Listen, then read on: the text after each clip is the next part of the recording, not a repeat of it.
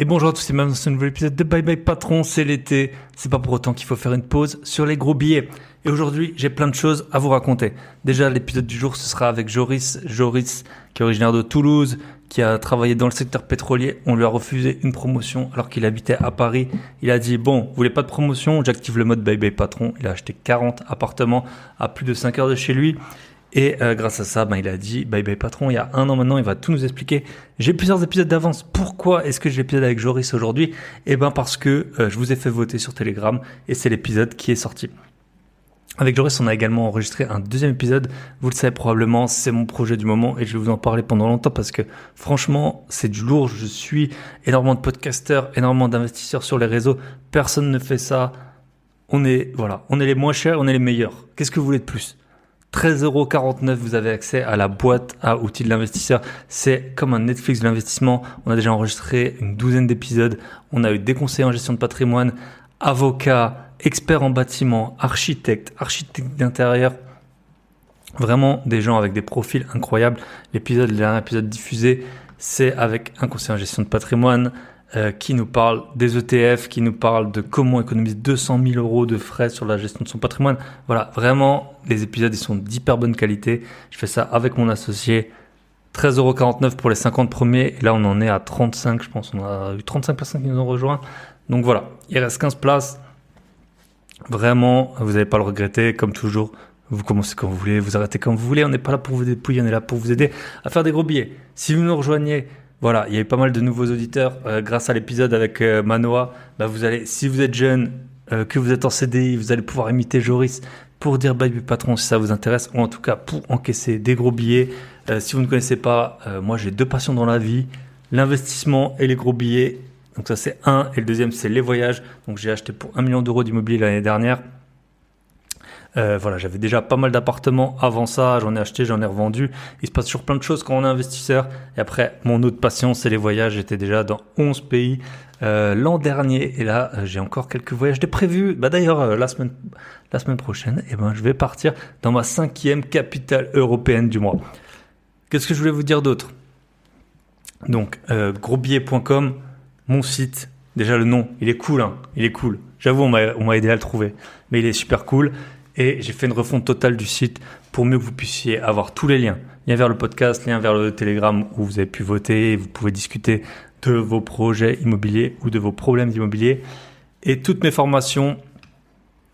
Et pour fêter ça, pour fêter les déterres qui regardent, qui écoutent l'épisode en plein été, pendant 2 semaines, je vous fais moins 20% sur toutes les formations. Moins 20% si vous écoutez le podcast depuis longtemps. En fait, c'est jamais arrivé. Voilà. Donc, il y a la formation négociée pour faire des gros billets. C'est le moment où les taux sont hauts. Les vendeurs ont moins d'acheteurs. On peut bien négocier. Voilà. On a un des membres du Club Invest. Il a négocié 11 000 € sur un bien à moins de 100 000 €. Félicitations à toi d'ailleurs. Il se reconnaîtra. On a passé ensemble le compromis pas plus tard qu'hier. Ensuite, j'ai la formation Un dossier bancaire en béton. On m'a dit que c'était mieux que les dossiers des courtiers. C'est pas moi qui l'ai dit, c'est les banquiers, des personnes qui avaient suivi la formation. Cette formation, elle coûte même pas 50 €. Voilà, dossier bancaire en béton et faire des gros billets avec votre résidence principale. J'ai fait plus que 5 000 € en 2 mois et demi avec ma résidence principale. Ça me paye une bonne petite partie de mes voyages.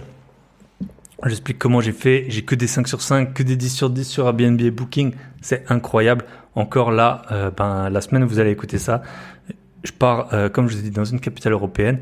Et pendant que je serai pas là, boum, 500 €, 570 € exactement, qui tombent sur, quelqu'un sera dans ma résidence principale pendant que moi je serai en vadrouille.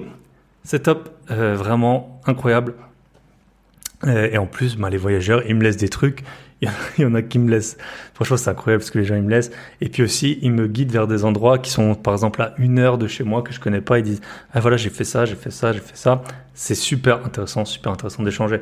Voilà, vous avez donc ces formations à moins 20% et la dernière, et ça va faire la transition parfaite. Changer de vie grâce au podcast. Et oui, ma vie, elle était déjà cool avant, mais depuis que j'ai le podcast, il s'est passé beaucoup de choses. Et cette semaine, ma vie, elle a été assez rythmée par le podcast. Pour rien vous cacher, lundi, j'ai enregistré un double épisode que vous allez avoir avec l'investisseur boxeur qui fait partie de la team Green Bull Yann Darwin. Super épisode, 2 gars de l'Est. On s'est vraiment bien entendu. Ensuite, Mercredi, je suis parti, et ça c'était un peu le highlight de la semaine, je suis parti à Paris. Vous avez une belle ville, les Parisiens, mais punaise, il y a du monde. Il y a du monde et c'est sale, hein. Mais c'est une belle ville. J'adore y aller et surtout pour là, c'était même pas 24 heures. Je suis juste allé pour une seule raison. J'étais invité par Jérémy Nabé, qui est aussi podcasteur de Ça fait un bail. Et il nous a invités avec son associé sur un projet qui est Martin Ménez, fondateur de Bivouac. Et en fait, ils achètent un château. Ils nous ont proposé d'investir dans le château. Donc voilà, sans podcast, jamais on m'aurait proposé d'investir dans le château. J'ai rencontré pas mal de gens que j'avais rencontrés, des réseaux avec qui j'avais enregistré à distance. Dorine, Stéphanie, avec qui on a fait le podcast Avoir 300 000 euros de fonds publics, et un super podcast privé également sur la boîte à outils des investisseurs. Il y avait Paco. Franchement, après, ça va super vite ces événements. On n'a pas le temps de parler à tout le monde. Paco, investisseur 4.0. Très très bon podcasteur également. Donc et puis bien sûr Jérémy, c'était super de le voir, c'était la première fois que je le voyais en vrai, très sympathique, il avait super bien géré la soirée. Et puis ensuite il y avait plein de gens que j'ai adoré rencontrer, et il y avait notamment un certain Michael Ferrari. Pour les jeunes ça vous parlera peut-être pas, mais moi ça a été c'était un des premiers youtubeur IMO. Et en fait quand j'ai découvert, j'avais déjà à peu près je pense 1 million d'euros d'immobilier à ce moment là, mais ça m'a permis, je sais pas, c'était à 5-6 ans, ça m'a permis de bien accélérer, notamment accélérer les investissements en France, parce que j'en avais beaucoup à l'étranger à l'époque. Et voilà, ces conseils ils ont été utiles. C'était une autre époque, hein. Apparemment, il fait toujours des vidéos YouTube, mais moi, je les vois plus du tout. Mais donc, je lui ai dit, écoute, voilà, grâce à toi, j'ai signé pas mal d'emprunts. Heureusement que t'es pas commissionné sur les emprunts levés. Donc ça faisait un peu la boucle et bouclée. Voilà, la nouvelle génération de podcasteurs, l'ancienne génération de youtubeurs, même s'ils continuent. Je pense qu'on fera un épisode ensemble. C'était vraiment top. Donc voilà, super soirée. Et donc on peut investir dans un château. Bon, ça coûte un petit billet, ça coûte le prix d'une petite voiture d'occasion. Dites-moi, j'ai jusqu'au 31 juillet. Dites-moi si je dois investir. C'est pour organiser des mariages, des séminaires, etc. Ils ont un beau projet. Ils ont pété LinkedIn avec plus de 470 000 impressions en 24 heures. D'ailleurs, des personnes qui ne sont pas du tout dans l'immobilier m'ont contacté par rapport à ça. Dites-moi si je dois le faire. Allez hop, si vous partagez en story, si j'ai 30 partages en story sur Instagram ou sur LinkedIn ou où vous voulez, je poserai l'argent pour investir. Sachant que moi, j'ai pas, en fait, en France, vous avez des réductions d'impôts quand vous investissez dans ce genre de projet. Moi, je les ai pas. Mais bon, je paye un peu moins d'impôts. J'en paye quand même beaucoup, hein. Mais j'en paye moins que les résidents fiscaux français, hein, qu'on embrasse. Mais après, avec tout l'immobilier que j'ai en France, vous inquiétez pas que je dois être dans le top 5 des 5% des contributeurs quand même. Et que je suis pas parti, hein. Je suis pas parti pour les impôts. C'est les impôts qui m'ont fait partir. Non, voilà. Peut-être qu'un jour je rentrerai d'ailleurs, on ne sait jamais. Voilà, troisième point, pareil, lié au podcast. Pour ça qu'il faut souscrire à ma formation. En plus, dans toutes les formations, vous avez le droit de m'appeler. C'est incroyable ça. Qui fait ça? Personne qui fait ça. Et il y a même, si vous allez sur mon site grosbillet.com, vous aurez une surprise. Je peux même venir chez vous. Eh oui. Mais là, alors attention, là, ce sera un autre niveau, hein. Ce ne sera pas une formation vidéo. Mais vous avez tous les détails sur le site grosbillet.com. Et ce sera vraiment pour des happy few, hein. Je vais pas passer ma vie à faire ça, mais vraiment pour des gens, des profils précis, je pense que c'est super utile. Et en plus, je viendrai même pas tout seul. Mais voilà, j'arrête le teasing, allez sur mon site et vous en saurez plus. Bref, qu'est-ce que je voulais vous dire? Je suis ensuite allé, donc je crois que je suis arrivé à 15h à Paris. J'ai fait la soirée, je me suis couché à 2h du matin, à 7h j'étais dans le Thalys. Direction Bruxelles.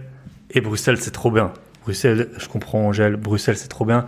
Pourquoi je vous dis ça? J'ai rencontré un invité / auditeur du podcast qui est Romain. Il était passé il y a 1 an et demi sur le podcast. Je pense que c'est le seul Belge que j'ai eu. Et je sais plus comment il s'appelait le titre de l'épisode, mais il y avait un lien, il y avait écrit Belgique dessus. Et Romain, il a dit bye bye patron. Entre-temps, il était sur le point de le faire. Et franchement, super parcours. Il a dit bye bye patron grâce aux locations d'appartements et location de voitures. Franchement, il a un beau parc. Je sais pas s'il souhaite que je dise combien il en a. Il m'a dit combien il en avait. Impressionnant. Il a dit que les voisins commencent à se poser des questions quand ils voyaient une nouvelle voiture chaque semaine qui débarquait devant chez lui. Donc on fera un autre épisode avec Romain, je pense, parce que c'est très intéressant. On a eu le avant, le bébé patron, et puis le après. Et en fait, c'est un peu comme dans les Disney ou les films romantiques, c'est toujours la rencontre jusqu'au mariage, et après on dit juste, et ils vécurent heureux et eurent beaucoup d'enfants. Et quand on a dit baby patron, il se passe encore des choses après, hein. C'est comme après le mariage. Et donc, Romain, il y a eu plein de choses positives qui se sont passées. Il y a eu quelques downsides, comme on dit. Également, c'est pas évident, hein. C'est pas évident de changer de vie comme ça. On fera sûrement un épisode numéro 2 avec Romain. Et Romain, également, il m'a présenté quelqu'un de super qui s'appelle Valentin. Et Valentin, bon investisseur immobilier en Belgique également. Et en plus, il est coach dans une niche, mais je me suis dit, mais incroyable. En fait, un truc qui concerne tout le monde et où il n'y a personne. C'est l'océan bleu, niveau 100. Et on fera venir. Et les Belges, franchement, je ne sais pas si j'ai beaucoup d'auditeurs belges, mais vous êtes trop forts. On s'entend trop bien, je pense, avec les Alsaciens et les gens de l'Est. C'est marrant, on est à Paris. Paris, c'est un peu le show-off. On ne sait pas qui a quoi. Souvent, les gens se font un peu plus gros qu'ils ne sont. Et ensuite, tu es en Belgique. Les gens, ils sont détendus. En fait, c'est vraiment... Ils sont détendus, ils sont hyper sympas, c'est comme moi. Et en fait, ils font les choses carrées. Tu parles d'un truc tout détendu, après on te dit, ouais, moi j'ai 8 000 € de cash flow sur mes biens. Et après, hop, on reparle d'autre chose. Donc c'est vraiment, je trouve, c'est un peu comme la mentalité que j'essaye d'avoir, et j'espère que je l'ai, c'est faire les choses hyper sérieusement. Voilà, là j'avais un membre du Club Invest, il est en train de signer un compromis, on a passé 1h30 à lire le compromis hier, voir tous les points qui étaient possibles qui pouvaient être, comment on dit, judgmental, comment on dirait en français, enfin, les points un peu critiques. Et après, voilà, on fait ça dans l'ambiance détendue, mais on rate aucune ligne. Et je pense que les Belges, c'est pareil, c'est vraiment des gens qui font les choses bien, carrées. Mais après, c'est pas pour ça qu'ils prennent la grosse tête, ou ils sont hyper sympathiques, et ils partagent, ils sont dans le partage et tout. Bref. Je vous kiffe les Belges, je vous kiffe la Belgique. Et s'il y a un investisseur belge qui veut investir avec moi, ça m'intéresse. Voilà, ça m'intéresse fortement parce que je sais pas pourquoi. J'ai un truc avec la Belgique que j'aime bien. Voilà, les 3 points que je voulais vous dire grâce au podcast. On est déjà à 12 minutes 23 d'intro. Et je voulais juste faire un petit dernier retour. C'est justement par rapport à l'épisode de la semaine dernière. Avec Manoa, il est clivant forcément, Fortu Media, il a 20 ans, il a fait plus d'argent qu'un avocat moyen en France en 10 ans. Et en plus, il a son business OnlyFans, forcément, qui laisse pas indifférent non plus, hein. Merci en tout cas pour les retours. Comme toujours, David le plaquiste. Merci mon pote, t'es là. Et puis j'ai eu Julien Calamotte qui m'a fait un super bon retour sur Instagram également. Voilà. En fait, c'était une question de génération. Julien, je pense qu'il est un tout petit peu plus vieux que moi. David aussi un tout petit peu plus vieux que moi. Manoa, il est clairement plus jeune que nous. Et donc, se confronter et rester, voilà, c'est un peu comme ça qu'on s'endort dans le business. C'est quand on n'est pas au courant des nouvelles tendances, et avoir quelqu'un de 20 ans qui est déjà bien avancé, hyper mature, forcément, ça nous remet un peu les pieds sur terre, ça nous montre des nouvelles opportunités qui existent. Même si on n'y va pas, c'est vraiment hyper inspirant. Merci également à Estelle, Ja et Pure Lake pour leur retour sur le podcast. C'est grâce à vous que je continue toutes les semaines et que je passe un temps fou avec ce petit hobby. Mais voilà, ça fait partie de ma vie maintenant. Et j'espère, si vous avez une passion ou quelque chose à partager, c'est pas que sur l'immobilier. Franchement, lancez votre podcast. Et bien sûr, achetez ma formation. Vous allez gagner du temps, vous allez gagner un temps fou. Franchement, les gens ils ont acheté la formation, ils ont lancé leur podcast. Il y a des gens, ils se disent, ouais, je dois la lancer, hein, ça en est où? Hop, ceux qui ont acheté, ils passent à l'action. On se retrouve de l'autre côté avec Joris. Et n'oubliez pas, il y a un 2e épisode sur la boîte à billets. Alors, il n'est pas encore paru. Vous avez déjà 5 épisodes de disponibles. Et l'épisode avec Joris sur la boîte à billets, il paraîtra dans peu de temps.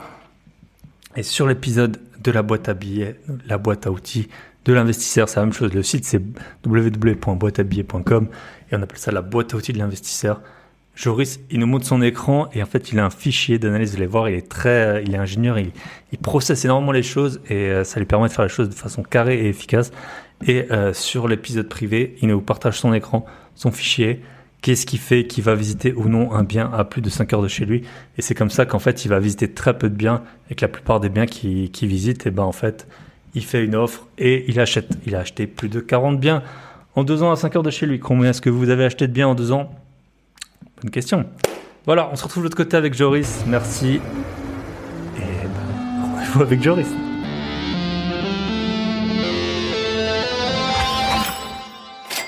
Et bonjour, bonsoir à tous. Et il est jamais trop tard. Aujourd'hui, on est avec Joris. Ça fait bien 1 an qu'on devait enregistrer un épisode. Salut Joris, comment ça va? Salut Thibaut, bah, écoute très bien, exactement. Ça fait un petit moment qu'on s'était dit ça, et puis ça va Et voilà. vite. Et voilà, la vie, ça passe vite. Et puis comme ça, j'aime bien les accents du Sud. Vous avez un petit mix là. Écoute, Joris, pour te présenter, pour ceux qui ne te connaîtraient pas sur les réseaux, tu es un peu connu, mais il y a enfin surtout sur Instagram, mais il y a des auditeurs qui sont pas sur Instagram et vous gagnez beaucoup de temps dans votre vie à ne pas l'être, hein, sachez-le. Est-ce que tu pourrais te présenter rapidement? Et j'aime bien que les invités ils racontent une petite histoire insolite qui leur est arrivée dans soit leur premier job, soit leur job. Toi, t'as eu un job, t'es parti à l'étranger et tout. Je suis sûr qu'il t'est arrivé un ou deux trucs un peu insolites. Donc, je te laisse te présenter rapidement. Ouais, complètement. Bah, écoute, merci déjà pour l'invitation. Donc, comme tu disais, Joris, je suis toulousain, j'ai 33 ans aujourd'hui et aujourd'hui, je suis multi-investisseur immobilier. Rapidement, j'ai commencé à investir un petit peu en 2016, puis après, on a vraiment accéléré. Je dis on, puisque j'ai une bonne partie de mon patrimoine investi avec mes parents en différentes sociétés. Et on a rapidement accéléré jusqu'à aujourd'hui obtenir une quarantaine, 40 lots aujourd'hui. Aujourd'hui, au moment où on se parle, 40 lots, 90% sur des appartements et garages et après locaux commerciaux. Et en fait, au final, au fur et à mesure, on a développé de plus en plus ce patrimoine. On a grandi un petit peu pas à pas depuis vraiment 2019 pour atteindre ces lots. Et on a eu le choix, différemment de certaines personnes, de se dire on fait que de l'immeuble, que de l'appartement, que des petites villes, que des grandes villes, etc. D'être multidiversifié puisqu'on a vraiment de tout, de l'immeuble, des maisons, locaux commerciaux, achats-reventes. Et on a vraiment une méthode d'opportuniste. Voilà. Dès qu'on voit un bien, qu'on voit que ça paraît intéressant, on met le projet autour, on le cadre, on dit, tiens, celui-là, il serait bien intéressant pour la coloc, celui-là pour de l'achat-revente, etc. Ça nous permet de pouvoir saisir plusieurs opportunités assez souvent. Et aujourd'hui, du coup, j'ai quitté donc mon salariat. C'était un petit peu l'objectif de l'immobilier, c'était de mettre le pas là-dedans, créer un patrimoine, et petit peu au fur et à mesure, si je me plaisais là-dedans, de pouvoir lever le pied sur le salariat dans un premier temps, le quitter. Pour finalement, ça allait. Le Covid a permis que ça aille un peu plus vite pour partir. Et aujourd'hui, du coup, depuis mai 2022, j'ai quitté le salariat et je développe des activités de plus business, coaching et je continue également l'investissement immobilier aujourd'hui. Plusieurs On a Toulousains on a eu sur le podcast. Hein. Julien, tu connais Julien? Julien Julien, Calamar. On a ouais. un bon petit groupe. Moi, au départ, j'étais plutôt région parisienne et c'est vrai que Ok. tu as un investisseur tous les jours, tu as un apéro IMO qui s'organise. Et au final, à Toulouse, on a retrouvé un bon petit groupe, un bon petit noyau d'investisseurs. Et c'est bien parce que, ouais, je pense que tu le sais dans la zone où tu es, mais le réseau en local, je trouve super important Super. pour investisseurs professionnels se développer. Yes. Et ouais. Et puis Lara d'Argentine, mais qui est toulousaine, hein, on la J'ai connaît vu bien. qu'elle était toulousaine, exactement. Ah ouais. J'ai vu qu'elle était Elle toulousaine. a encore un peu l'accent. Hein. Elle l'a pas trop perdu. Ouais. Ok, top. Et c'est vrai. Alors, je fais un appel à tous les gens à Paris. Ne me demandez pas quand est-ce que j'organiserai un événement à Paris. Ce sera jamais. Parce que dès que j'en organise un en Alsace, comme ça arrivait il y a une semaine, on me dit, ouais, c'est quand t'en organises un à Paris. Je suis sûr que si j'en organisais un à Paris, tu viendrais pas. Donc, ne me demandez pas. À Strasbourg, il n'y en a quasiment jamais. J'en organise, les gens, ils viennent. Si vous voulez, c'est à 2 heures Strasbourg de Paris. C'est plus rapide que d'aller, je pense, du 91 au 93. Donc voilà, si vous voulez venir, vous êtes les bienvenus. On a le TGV. Donc voilà. Ok, top. Aujourd'hui, donc on va parler avec toi. Donc on va parler un peu de ta vie, ta vie pro, parce qu'en fait c'est un sujet qui est souvent abordé. C'est la plupart des gens ils sont comme salariés quand ils commencent à investir, et puis après il y a beaucoup de gens quand ils quittent leur emploi, ils pensent que pendant 3 ans au moins, surtout s'ils se lancent dans l'entrepreneuriat, ils pourront plus acheter. Déjà pour louer, c'est compliqué, hein, mine de rien, quand tu quittes ton emploi et qu'il y a 100 personnes sur un appart. Donc on va voir avec toi ouais, comment est-ce qu'on peut continuer à investir même quand on a quitté son appart, son emploi. Et peut-être tu vas parler, je sais pas si ça t'intéresse, mais peut-être parler un peu avec tes parents, la relation, comment vous organisez, les bienfaits. Je suis sûr que ça a beaucoup de bienfaits de Parce que quand on est adulte, on voit un peu moins ses parents et trouver un business en famille, je suis sûr que c'est intéressant, même si ça doit créer parfois des petites tensions, quoi. Donc, on va voir ça ensemble. Bah, tu peux nous raconter peut-être qu'est-ce que tu as fait, où tu as étudié. Tu t'es expatrié comme Paco aussi. Je sais pas si tu connais Paco, investisseur 4.0. Il était voilà. Comment tu as géré tes finances quand tu étais expatrié et tout ça? Si tu peux revenir un peu là-dessus. Exemple, ça fait partie un petit peu du déclic que j'ai eu sur pourquoi je me suis lancé dans l'immobilier. À la base, je suis ingénieur chimiste. J'ai rapidement été embauché sur une boîte parisienne qui travaille dans les projets pétroliers et j'ai fait de la gestion de projet. Donc, gérer les finances des projets. Donc, un projet, c'est entre 500 millions et 3 milliards. 3 milliards, donc c'est rapidement des très gros projets. Mis dans le bain direct, hein. Après 6 mois arrivé à Paris, mon chef, il me dit, tu fais quoi la semaine prochaine? Je lui dis, écoute, j'ai pas prévu de vacances. Il me dit, ben, ça tombe bien, je t'envoie en mission 2 mois au Brésil. OK, pas de souci, hein, je vais pas dire non.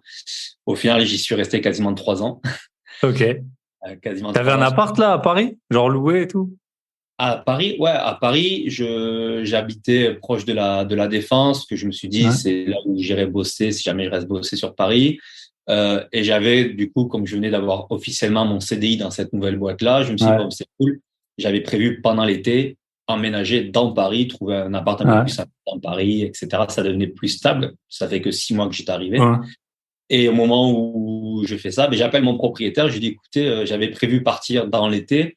Finalement, dans 2 semaines, je pars au Brésil. Je peux vous lâcher l'appart avant. Ok. Et il m'a dit, bah, écoutez, faites les visites parce que lui, il était loin. Donc, j'ai moi-même organisé les visites pour lui. Je lui ai dit quel profil de locataire me paraissait le mieux. Et j'ai fait l'état des lieux de sortie, j'ai donné les clés, j'ai pris l'avion. Ok. Ouais. Bon, moi, t'avais pas le loyer qui tournait dans le vide, pas où t'étais au Brésil, Exactement. Je quoi. me suis dit, bon, c'était que 2 mois au début, on verra après sur place et c'était un peu au jour le jour. Après, sur place, ben, c'est l'expatriation. Donc, c'est ça qui est top. C'est que moi, je suis arrivé, il y a beaucoup de personnes qui se lancent dans l'immobilier parce qu'ils n'aiment pas leur job, ils n'aiment pas ce qu'ils font et ils ont vite envie de sortir de là. Moi, c'était un peu différent puisque, bah, expatrié, tu es au Brésil, tout est payé par l'entreprise. Donc, ton salaire, c'est un peu ton argent de poche. La vie là-bas est top. Tu rencontres des personnes vraiment, vraiment géniales. Et du coup, après, ben, retour en France. Ouais. Retour en France. J'ai fait 2, 3 mois en France. Je suis parti 1 an au Nigeria. Pareil, Ok. même style, le projet pétrolier à gérer directement. Donc, conditions un petit peu différentes. On pouvait Ouais, moins le sortir, Nigeria, c'est pas le Brésil, quoi. Tu peux un peu moins sortir, je pense, hein. un petit peu moins sortir. Le week-end, voilà, on n'allait pas très loin. Mais c'était plus de dire, voilà, j'ai fait un peu ma pige en Afrique noire, en Afrique de l'Ouest. Les boîtes pétrolières, elles aimaient bien ça. Et comme ça, quand je reviens, moi, j'avais toujours le but de grandir dans l'entreprise, d'aller de projet en projet, de voyager tant que je pouvais. Donc après, je suis parti en mer en Égypte. Je gérais des bateaux en mer d'Égypte, Ok. euh, des bateaux pétroliers d'installation. Et petit à petit, c'est là où je me suis Et ça, rendu c'était des compte. bateaux qui forent, en fait. Ça, c'est des Non, bateaux. là, on avait des bateaux. Moi, j'étais sur un bateau qui était proche côte et qui venait enfouir le pipeline dans le sable, pas que les ancres des bateaux, puisqu'on était à moins de 10 mètres de profondeur. Les ancres des autres bateaux, bateaux de pêche par exemple, viennent taper dans les pipelines. Donc, Ok. en fait, on avait un bateau qui venait, lui, enfouir le pipeline qui avait déjà été posé dessous. Donc, Ok. c'était des bateaux, je gérais à peu près 80 personnes sur les bateaux. Donc, c'est des missions souvent de 3 semaines, un mois, et j'y revenais de temps en temps. Donc, super expérience. Pareil, bon, tu étais sur le bateau, t'es tout le monde un peu ensemble, super ambiance, etc. T'es là, t'es le chef du bateau, t'es la relation avec Paris. Et petit à petit, je me suis dit, bon, ben, super vie, mais je vais pas faire ça pendant 30 ans, parce que c'est cool Mhm. l'expat, mais bon, au bout d'un moment, tu vas pas bouger pendant 30 ans.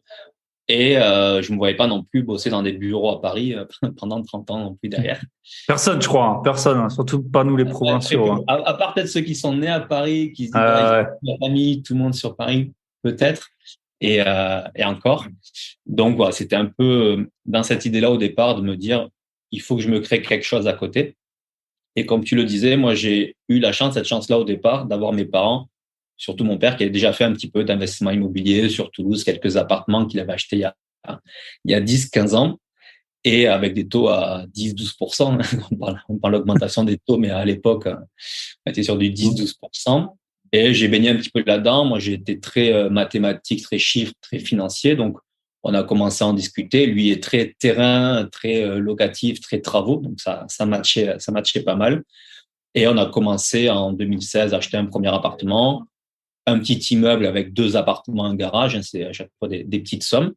Puis j'ai vu que ça tournait bien. Et quand je suis rentré d'Égypte en 2018, fin 2018 à peu près, j'ai dit, vas-y, go, on lance un peu plus fort. Et là, l'anecdote que j'ai sur mon boulot, c'est que j'avais toujours dans l'objectif de continuer à gravir les échelons au boulot parce que je savais que au fur et à mesure, je pouvais devenir vraiment un gros chef de projet. J'adorais ce que je faisais, multiculturel. Et, et un jour, une entretien annuel, ok, très bien. Puis la RH revient et me dit, écoute, par contre, pour c'est même pas une augmentation, c'était pour monter de grade. En fait, j'ai juste demandé de monter de grade. C'était juste sur le papier. Il n'y avait aucune augmentation financière. C'est refusé parce que tu es trop jeune. J'avais 28 ans. Et là, j'ai dit trop jeune, c'est-à-dire je comprends pas trop. Ouais, non, mais d'habitude, ce grade-là, on le donne à 30 ans et tout. Je dis, ouais, mais ce grade-là, il dit que tu dois gérer au moins 3 personnes, etc. Ça fait depuis que j'ai 23 ans que je suis au Brésil que je gère 10 personnes. Donc, je comprends pas. Et c'est là où je me suis rendu compte qu'en fait, dans le salariat, tu avais à un moment donné un plafond où plus tu montais dans la hiérarchie, plus c'était restreint en termes de place et que tu pouvais passer 10 ans à rester un peu au même poste, à faire un peu la même chose et que tu dépendais d'autres personnes en fait. Ouais, c'est ça. Parce qu'après, une boîte où il y a que des managers, ça sert à rien non plus. Enfin, je veux dire, il y a un moment, il faut bien puis moi, j'étais auditeur financier. En fait, c'est un peu comme, genre, tu montes alors t'as des sous-grades, t'es junior 1, junior 2, senior 1, senior 2. Sauf qu'en fait, les juniors et les seniors, t'es un peu la chair à canon. Donc, au bout d'un moment, tout le monde se barre. Et les managers, souvent, alors t'en as qui sont très ambitieux, mais t'en as, c'est juste ceux qui en ont foutu le moins possible. Alors les meilleurs, ils montent en genre 4-5 ans. Les pires, ils montent en 8 ans. Mais si toi, t'es senior, tu te fais quand même allumer par le nul, quoi. Et après, tu vois qu'en fait, tous les juniors seniors partent vite. Et donc, tu as une sorte, c'est plus du tout une pyramide, quoi. C'est en fait, tu as un manager pour un senior, pour un junior, et tu te rends compte que ça peut pas bien marcher, quoi. Et donc, c'est ça et quand tu as des super postes, bah après, souvent, les gens, ils restent. Et donc, tu vas pas avoir 5 CEO dans une boîte, quoi. Donc, t'es tributaire si t'as un supérieur qui a l'air bien et qui a 40 ans, bah, tu sais qu'il va jamais partir à la retraite et que toi, t'es bon pour attendre, quoi. Et, C'est exactement ça. Plus tu montes, moins t'as de place par ligne, on va dire. yes. Et, Alors que c'est ça, dans l'IMO, presque tout le monde peut gagner, dans le salariat, tout le monde peut pas gagner. Et parfois, tu as des postes qui sont très bien, hein, et du coup, tu gagnes bien ta vie, tu fais des trucs intéressants. Et t'as pu, du coup, mettre pas mal de côté, je pense, pendant cette période, non? Parce que t'avais pas trop de dépenses.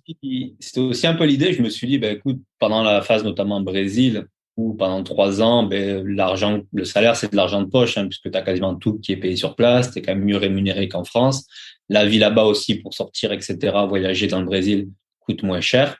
Donc, j'avais fait à peu près peut-être 35 000 euros de côté là-dessus. Et je m'étais dit, tiens, c'est ce qui va me permettre aussi de placer cet argent plutôt que ça dorme sur un compte bancaire. C'est dommage. Sauf qu'au final, donc on a fait ces 2 premiers projets en 2016.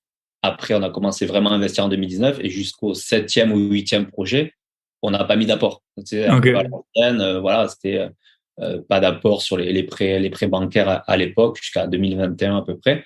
Et du coup, même 2 ans après, je me dis, bon, ok, c'est cool, j'ai fait le limo, mais j'ai encore toujours Il y a encore tout ça, ouais. Ouais, et puis bon, les taux, ils étaient à 1%, ça servait à rien Encore aujourd'hui, exactement. tu peux te poser la question. Voilà, les taux, ils sont dans les 4%. Tu te dis, bon, mettre de l'apport, c'est pas si idiot quand c'est 4%. Quand c'est 1%, c'est sûr que que, après, ça aide de voir que tu en as, tu vois. Je pense que tu as des gens, moi j'en parle, après, c'est les événements de la vie. Hein. Tu as des gens, ils gagnent 3 500 euros par mois, ils ont même pas 10 000 euros de côté à 40 ans. Ça arrive. Après, il a pu t'arriver plein de choses dans la vie, hein, mais c'est sûr que t'es banquier, tu vois ça, tu te dis, bon, le gars, il vient pour 150 000 euros, en 20 ans de carrière, il avait 10 000 euros de côté. Ça, c'est moins rassurant. Ok, top. Et du coup, t'as cherché, c'est ton père qui cherchait, toi, tu étais revenu sur place, comment ça se passait? Alors, Tous tes biens, moi, ils sont dans le sud, t'en as en région parisienne aussi? maintenant, j'en ai un en région parisienne, j'en ai un immeuble après dans le centre de la France et après beaucoup dans le sud. Et en fait, dans la méthodologie qu'on s'est mis au départ, lui avait l'habitude de chercher, de visiter, de voir le côté travaux, le côté un peu potentiel terrain. Et moi, à la base, j'ai regardé des vidéos YouTube, j'ai vu à peu près comment calculer une rentabilité, comment calculer un cash flow, les charges à peu près qu'il y avait, comment se faisaient les impôts, tu vois. J'ai fait mon petit fichier Excel que j'ai retravaillé. Et en gros, moi, j'ai entré les chiffres à distance. Lui, il me disait, voilà à peu près le bien, voici l'annonce, un peu les loyers. J'ai rentré les chiffres, j'ai évalué mon risque, surtout. Je regardais un peu ce qui se vendait autour. Et je lui dis, vas-y, go, no go. Et donc, on a fait un projet. Donc, à chaque fois, c'était le premier, j'étais entre le Brésil et le Nigeria sur les 3 mois où je suis Mhm. resté. Et après, le deuxième, j'étais au Nigeria pendant. Donc, j'ai le deuxième, par exemple, immeuble. J'ai vu l'immeuble, je crois, 4 ans ou 5 ans après. Enfin, l'appartement, je suis rentré dans un des appartements, il y a 2 appartements, Ouais, 4 ans, 5 ans après à peu près. ok. Et tu pouvais C'est signer déjà comment tu signais du Nigeria? T'étais rentré? Ouais, je crois que sur une des rotations, j'ai dû rentrer, Ouais, ou soit par procuration à l'époque, soit sur une des rotations, parce que tous les 2 mois à peu près, je rentrais 2 semaines. J'avais ok. tout signé à ce moment-là. Ouais, parce que maintenant, tout est simple. Tu peux signer en démat, mais moi, c'est marrant parce que j'avais écouté des podcasts et tout, puis il y en avait un jour, ça m'avait trop marqué. C'était dans ta vie, il peut jamais t'arriver, tu peux jamais être en manque de cartouches d'encre, de timbres, d'enveloppes. Et alors, j'avais tout un stock. Et c'est vrai qu'à l'époque, quand c'était avant Covid, c'était pas la préhistoire, quoi. T'avais, et ça m'avait un peu, enfin, ça m'avait grandement facilité de la vie d'avoir tout ça et t'en avais besoin, quoi. Maintenant, même, voilà, des timbres, tu t'en sers quasiment plus jamais, quoi. Donc, ok, top. Et tu peux nous raconter un peu les biens, combien coûtaient? Est-ce que du coup, c'était des petits projets. Est-ce que tu recommanderais, c'était à refaire peut-être de retourner sur des projets de cette taille, parce que, nous, on entend un peu tout. Je pense que toi et moi, on est affaire à pas mal de gens débutants. Et enfin, moi, j'ai vraiment deux profils. J'ai celui qui a écouté trop de vidéos, qui veut un appart un immeuble à 50 000 avec 400 000 de travaux, et puis l'autre qui va pas visiter, quoi. Donc, moi, je recommande d'aller plutôt sur des petits biens au début, déjà voir si ça te plaît. Puis après, mais peut-être que voilà, c'est quoi ton analyse? Voilà, est-ce que selon toi, tu as bien fait les choses ou t'aurais Mais dû. en fait, avec le recul, je pense qu'on a bien fait les choses, aussi bien en termes de stratégie d'investissement que de stratégie fiscale et de financement. Parce qu'en fait, pour moi, les trois vont ensemble. Tu peux pas, comme tu dis, dire, aller voir ta banque demain, dire j'achète un immeuble à 50 000 et j'ai 400 000 de travaux. Par contre, aujourd'hui, tu peux pas, mais rien ne te dit que dans 3 ans ou dans 2 ans, tu pourras le faire parce que tu auras gravi la légitimité, tu auras acquis de l'expérience, etc. Et du coup, la banque, au bout d'un moment, elle fera peut-être plus confiance. Mais en fait, c'est vraiment, il faut y aller, pour moi, étape par étape, comme tu le dis, démarrer. Et ça va dépendre de chaque personne, de la capacité de financement. Par exemple, quelqu'un qui vient me voir, on voit qu'il a une capacité à 1 million. Je vais pas le faire partir sur un appartement à 50 ou à 100 000. Au contraire. Hmm. Là, si en plus c'est des personnes que je peux accompagner, grâce à quelqu'un qui a l'expérience, qui peut l'accompagner, on peut aller sur quelque chose d'un peu plus gros dès le départ, parce qu'on sait que la banque, elle suit. Donc, c'est le premier point. Et ensuite, on sait qu'on peut l'aider à maîtriser le risque ou l'analyse d'un gros projet. Mais nous, au départ, pour donner l'exemple du premier, en fait, une belle anecdote sur le premier, je vois l'annonce, j'étais sur Toulouse à ce moment-là chez ma sœur, j'envoie à mon père, je dis, écoute, regarde l'annonce, contacte-le, on va visiter demain matin. C'est un particulier, un appartement sur Toulouse, 1000 euros, 1100 euros du mètre carré. OK, ça se louait, on était à peu près à 10%, 12% de rendement dessus. Il contacte, en fait, on se rend compte que c'est son ancien prof de judo, Ah ouais, de judo quand il était tout petit. incroyable. Il nous fait visiter. Pendant la visite, on voit, donc ça correspond à ce qu'on avait analysé, etc. Il était à 78 000 euros. Et là, il nous dit, ah, mais ouais, mais là, j'ai vu, bon, il n'y a pas le double vitrage, j'ai fait un devis, il y en a pour 3 000 euros. Je vous le baisse de 3 000 euros. OK. Là, il y a la salle de bain, elle est un peu vieillotte, je vous rebaisse de 3 000 euros. Moi, je disais à mon père, déjà 78 000, alors c'était mon premier rachat, mais bon, je Hmm. dis, on n'est pas trop mal. 72, je pense qu'on est bien. Et là, pendant la visite, il recevait des appels, des appels, des appels, des appels pour venir visiter. Ouais, Et mon père, il dit, c'est bon, stop, on bloque, on achète, ça ouais. valide, on connaît le secteur, le bien, il a un prix qui est raisonnable. Et donc, on a acheté directement ce premier. Le deuxième, j'ai acheté un immeuble moins cher que l'appartement. Moins que L'immeuble, 72 000 euros. un garage et deux petits T2, 59 000 euros. Ok, 59 000 euros, on n'a fait quasiment pas fait de travaux à ok. l'intérieur. Et Ah, c'est... c'est loué depuis 2016, du coup. Et pourquoi ils vendaient? Enfin, pourquoi? Autant quand il y a des travaux, je me pose la question, autant quand là, t'as un, C'est, soit pour aller plus gros peut-être, ou pour ouais, ou un autre gros, projet de vie. honnêtement. Ouais, particulier direct, c'est mon père qui a vu, qui a géré la partie de terrain. Moi, j'étais au Nigeria à cette Mhm. époque-là. Je vois le bien, j'analyse, je dis, écoute, il y a peu de risques, même on va avoir Mhm. des travaux peut-être derrière à faire qu'on n'aurait pas prévu au début. Bon, on est quand même protégé avec ce prix d'acquisition-là. Et donc, Ok. on est parti, on a acheté, Mhm. le garage chez nous facilement parce que c'est en plein centre-ville. Donc, c'est pour du stockage, c'est super utilisé. Et après, les deux petits T2, pareil. Mhm. Ouais, c'est intéressant ce que tu dis pour le stockage, parce que moi, les garages, à un moment, j'étais un peu moyen chaud, parce que je trouvais que ben voilà, enfin, on sait pas trop l'avenir, ce qu'il va nous dire avec les voitures autonomes et tout. Je me suis dit, ouais, les garages. Mais en fait, là, pour en avoir acheté avec des apparts, quoi, je me rends compte que ça se loue hyper bien, et il y en a moins de 1 sur 2 que tu loues pour garer une voiture, en fait. Les gens, c'est pour stocker. Et puis après, une fois qu'ils ont stocké leur truc, t'es sûr qu'ils vont rester longtemps, quoi. Soit ils vont rester 2 mois, c'est entre deux trucs, soit Ouais. t'es parti pour 5 ans, quoi. Et pour te dire, Intéressant. sur un des garages qu'on avait qui était très grand et j'avais réfléchi à l'optimisation, je voulais créer plusieurs petites caves de stockage et j'avais Mhm. fait une annonce test et t'explosais le rendement sur ça parce que bon, créer un mur de parpaing pour séparer en cave, c'est pas Mhm. cher. Tu mets une caméra pour protéger au cas où un peu ton espace. Et après, ben, en fait, comme tu dis, des gens, notamment dans des centres-villes où ils ont des appartements, ils ont peut-être pas forcément de cave, ils ont pas de quoi stocker, tu vois, des étudiants sur des petits studios, etc. Ben, là, ça leur permet de stocker à faire d'hiver, à faire d'été, un vélo aussi, des choses comme Mhm. ça. Des Et même, skis, tout ça. Yes. ça, c'est- Ah, intéressant. Ouais, du coup, les garages, j'ai un peu changé. Alors, perso, j'achèterais pas des garages, sauf peut-être beaucoup, mais d'un coup. Mais voilà, si vous avez des garages, et puis j'ai même acheté récemment un appart avec 2 garages parce que je voyais bien l'opportunité. Puis souvent, tu peux gagner beaucoup d'argent. Enfin, moi, en tout cas, maintenant, j'essaie de louer les garages à part quand je peux. Parce qu'en fait, ton loyer, même si tu as un garage ou 2 garages, tu vas pas louer beaucoup plus cher. Alors que, puis les gens, quand ils visitent, ils se rendent pas compte que c'est chiant de se garer en dehors. Ils disent, ouais, c'est beau. Là, j'ai une locataire, elle m'avait dit, ouais, avec le garage, c'est trop cher, je le prends sans. Je dis, bon, ok.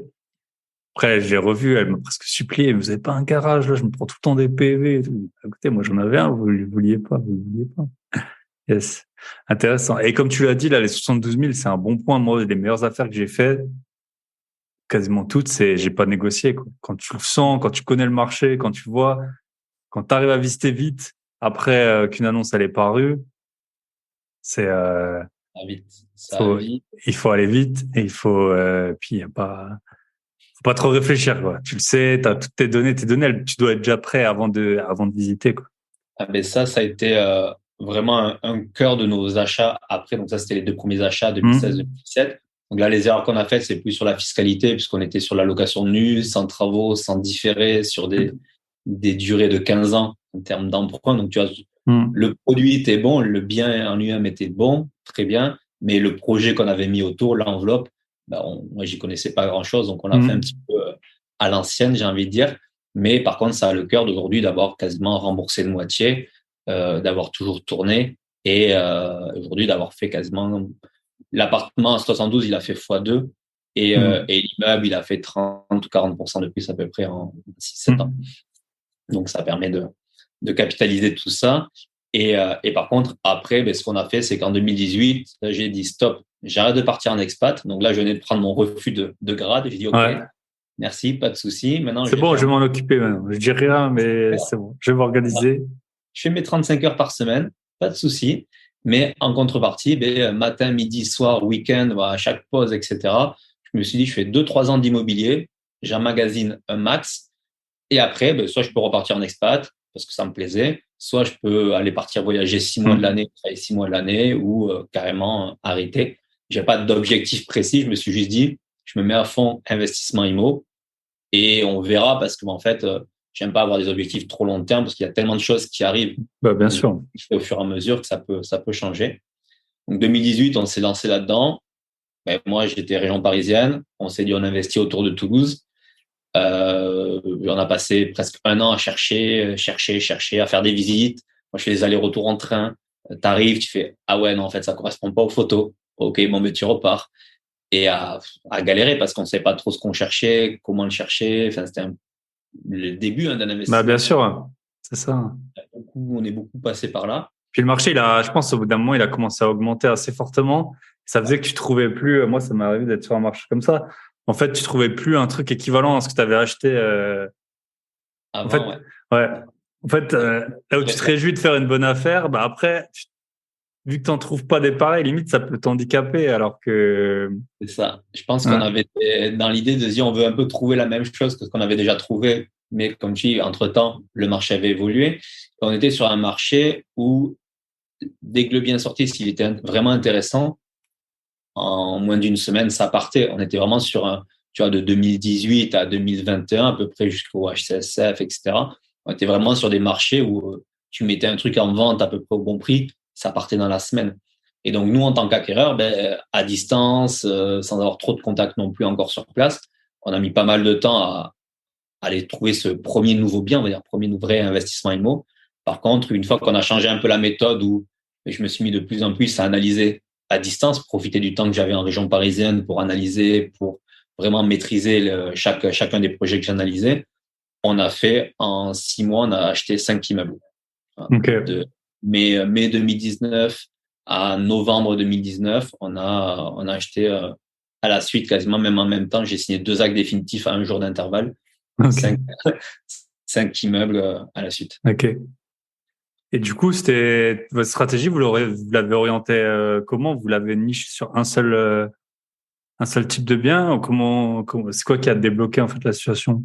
Ce qui a débloqué, c'est que déjà, on a appris à dire non, parce qu'on a déjà des agents IMO qui nous envoyaient des biens en mode, tiens, c'est intéressant, puis du coup, pour faire plaisir, on dirait, on va aller les visiter. Ouais, pour le réseau, ouais. Parce qu'en Pour fait, le les agents, ils te réseau. rappellent pas si souvent. Voilà, donc là, on se dit, bon, allez, on va aller faire plaisir, ça a l'air intéressant. On y allait, paf, ça correspondait pas aux photos, etc. Et en fait, au fur et à mesure, j'ai commencé à me faire une petite liste aussi de questions. En fait, à chaque fois que j'allais sur place et que ça tombait à l'eau, je me remettais toujours en question en me disant, OK, qu'est-ce que j'aurais pu anticiper en amont, des questions à poser, des choses à vérifier Mmh. sur Internet, etc., qui aurait fait que j'ai pas besoin d'aller sur place. Mmh. Donc, petit à petit, ça m'a permis, moi, d'aller cerner un peu plus facilement et d'aller surtout éliminer les projets qui, ça servait à rien d'aller les visiter. Et en fait, ce qui a eu le déclic, je pense, c'est juste qu'on a acheté le premier. Et ensuite, quand on est venu, au début, on fait un peu soi, etc. Donc, on est venu mettre les meubles, apporter les meubles, les monter, etc. Et on s'est dit, on reste 2, 3 jours dans la ville. Et pendant les 2, 3 jours, qu'est-ce que je fais? Je regarde les annonces. Et donc, Mmh. je regarde les annonces et pouf, on en trouve un. Je vais visiter. Et je pense que ça nous a rassurés aussi sur nos analyses. Je pense qu'on avait un peu de doute aussi au départ sur les Ah, analyses. forcément. Et le premier vrai investissement dans cette ville-là, ça nous a fait premier déclic. Le deuxième, pour donner un exemple, j'ai visité, enfin, l'annonce est sortie à 8 heures. À 10 heures, j'ai appelé. À 15 heures, je visitais. À 15h30, il y avait l'offre d'achat et à 16 heures, je repartais en train. Donc, Mmh. c'était vraiment un côté, je savais que le bien, il était à un prix correct. J'aurais peut-être pu négocier 3 000 à 4 000 euros. Mais en fait, si j'avais essayé de négocier 3 000 à 4 000 euros, je pense qu'il serait parti pour quelqu'un d'autre. Mmh. Et donc, ça a été vraiment de se dire, il faut prendre des décisions rapidement. Et c'est un peu ça qui a été le déclic, je pense, de fait de se dire, OK, je me rassure sur mes analyses, je me lance et ça va tourner. Yes. Et puis après, tu as vu aussi la demande locative, parce que c'est un peu le gros. Enfin, moi, en tout cas, au début, c'était un peu le gros point d'interrogation. Parce que toi, même si tu as déjà été locataire, bah, tu sais pas, en fait, quand tu mets une annonce, combien de Du bon. temps. Puis aussi, on avait l'habitude des agences. Enfin, quand j'étais étudiant, tu allais dans une agence IMO. Souvent, au début, le bon mois, ça marche pas si bien et tout. Donc, ça prenait du temps. Enfin, voilà, t'arrives pas vraiment à te rendre compte de la tension. Mais c'est vrai que quand t'es avec des investisseurs en voyage ou quelque part, moi, j'ai un de mes meilleurs potes, il a plus que 100 apparts. Mais quand on est quelque part, le gars, t'arrives pas à le décrocher autant quand on est là où il habite, il fait sa vie, mais quand on est en vacances, c'est le bon coin. Ouais, vas-y, regarde ça. Il te propose des trucs, mais ça va de la remorque au chalet, au truc. Il est tout le temps dessus. Tu sais, parfois, dans des endroits paumés, il n'y a pas de réseau. Tu dis, mais vas-y, lâche ton téléphone. Ouais, vas-y, demain, on va voir ça. C'est à 40 minutes et tout. Regarde le chalet, il est trop bien et tout. Donc, c'est sûr qu'être sur place, c'est assez utile. Après, c'est le gros problème bah voilà, faut être salarié souvent au début, c'est ce qu'on est presque tous pour investir, sauf que t'as pas le temps. Lui, c'est pareil, mon pote, il connaît des endroits abandonnés, tu vois, il se balade dans les villes, il lève la tête, il va au cadastre, il regarde. Mais ça, tu peux pas le faire quand t'es salarié. Ouais. T'as un gros avantage de ce point de vue-là. C'est pour Ok. ça que c'est un peu le étape par étape, en fait, hein, exactement. Mhm. Donc, il y a des projets qui peuvent être intéressants, mais en fait, ça demande tellement de temps à côté que ben, quand tu démarres au début où tu es salarié, Mhm. autant partir sur des choses, on va dire, un petit peu plus simples et enclencher la marche. Et après, au fur et à mesure, ben, tu peux te libérer du temps et aller sur des projets un peu plus complexes Ah, au fur et à mesure. Donc, nous, c'est un petit peu ça. Donc là, on a fait sur 2019, c'est 5 immeubles. Réellement, on a réussi à en acheter 4. Et le cinquième, je me rappellerai toujours, le 5 janvier 2023, 2020, la notaire qui nous appelle, bon, ben, on n'aura pas le rendez-vous demain. Ah bon? Qu'est-ce qui se passe? On avait l'entreprise travaux, elle allait démarrer, récupérer les mhm. clés et tout. Ben, en fait, on a reçu un courrier de la mairie, il préempte. Ah, génial. Merci, au revoir. Au prix, hein, du coup. Voilà. Ouais. Merci, au revoir. Bon, ben, tout le boulot que vous avez fait pendant 3 mois, 4 mois dessus, Ouais. on vous remercie. La mairie est contente de ça. Et en plus, là, je passe devant régulièrement. Ils ont toujours pas touché à l'immeuble, hein, mais Ouais. il y a 3 ans. Ça, c'est un gros risque. Et c'est aussi pour ça que je vous déconseille fortement de donner des dessous de table, parce que je connais un gars à qui c'est arrivé. Dans un village, en fait, le gars, il voulait absolument, en fait, il cherchait, c'était pour sa RP. Donc, forcément, t'es plus sensible aux liens, aux lieux et tout. Il a payé, bon, ça fait bien 15 ans, mais il m'a raconté l'histoire. Il a payé une partie en dessous de table. Le vendeur, c'était ça ou rien, quoi, pour le terrain. Et après, il a croisé le maire.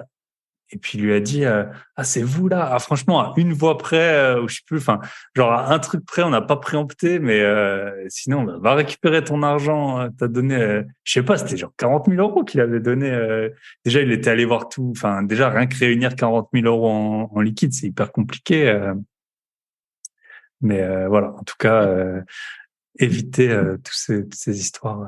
Après chez nous, Ouais. après je pense que ça dépend peut-être enfin même que quoi, c'était vers dans l'est, hein, donc ça peut arriver un peu partout. Yes, mais ça c'est un gros risque, hein, la préemption. Et même ça arrivait à quelqu'un que je connais, il était locataire d'une maison, après il a acheté Mm. et il s'est fait préempter un bout du terrain, quoi. Donc ouais.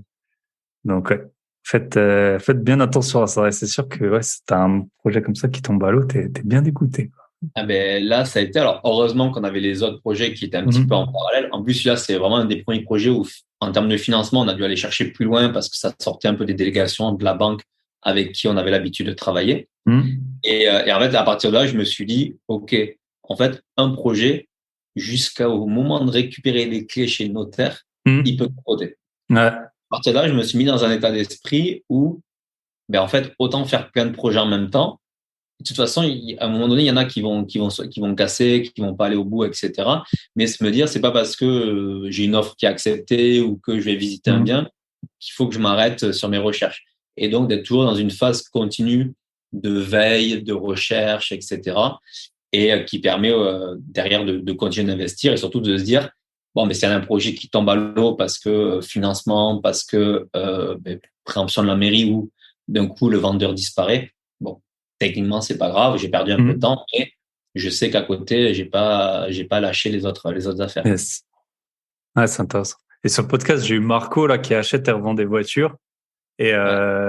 Et lui, il me dit qu'il avait toujours deux voitures, rien qu'au niveau des voitures, il avait toujours deux voitures sous la main pour pas, ben pareil, aller voir, enfin tout faire et puis au final que ça se fasse pas quoi. Ballot, ouais. Donc, tu peux nous raconter un peu les immeubles? Tu cherchais des immeubles avec travaux, sans travaux? C'était à quelle distance de chez ton père? Comment vous êtes? Alors, ouais, Les visites? nous, ouais, ça c'était assez complexe au départ, puisqu'on est à peu près sur 2 heures et demie de route par rapport à chez mon père, Ok, hein, et moi 5 heures et demie de train, globalement ok. pour ce projet. Et à l'époque, télétravail ça n'existait pas, donc dans 5 heures et demie, tes 10 heures, 11 heures aller-retour, tu les fais dans le week-end. Donc, on cherchait immeubles parce qu'en fait, comme les immeubles, on est sur des villes à moins de 1 500 € du mètre carré rénovés à l'époque. Donc, du coup, je me suis dit, peu d'intérêt d'acheter des appartements à 15 000 à 20 000 € où au final, on va dépenser énormément de temps, d'énergie pour peut-être 30, 50 euros de cash flow derrière. Donc, on avait la possibilité d'avoir des immeubles. Quand je dis immeubles, c'est entre 2 et 5 appartements. La moyenne de ce qu'on a, c'est entre 2 et 5 appartements pour la plupart. Donc, on est sur des budgets à moins de 200 000 rénovés. Donc, tu vois, ça restait, certains, ils achètent juste un appartement avec ça. Donc, on s'est focalisé un peu là-dessus, sur des immeubles entre 2. On aimait bien au moins 3 appartements pour diluer un peu le risque sur l'immeuble. Entre 3 et 5, c'est ce qu'on trouvait régulièrement. Et pas de trop gros travaux, déjà aucun travaux de création de logement. Parce qu'en fait, je savais que la mairie, même si le PLU l'autorisait, le mec de l'urbanisme m'a dit non, mais moi, de toute façon, dans la ville, j'autorise aucun poste de compteur électrique, aucune création de logement ou division d'appartements. Ok. Donc, je savais. Au Donc, moins, là, tu le savais, ouais. voilà, quand l'agent IMO me dit oui, alors là, il y a 4 studios, il y a combien de compteurs électriques? Il y en a un seul, mais vous inquiétez pas, vous pouvez ajouter les compteurs. Je dis, ok, ça tombe bien, j'étais avec la mairie la semaine dernière, ils m'ont dit qu'ils refusaient. Et ça, tu l'as su comment? En fait, je suis allé voir l'urbanisme j'allais les voir parce qu'on avait des fois des travaux qui demandaient des déclarations au préalable.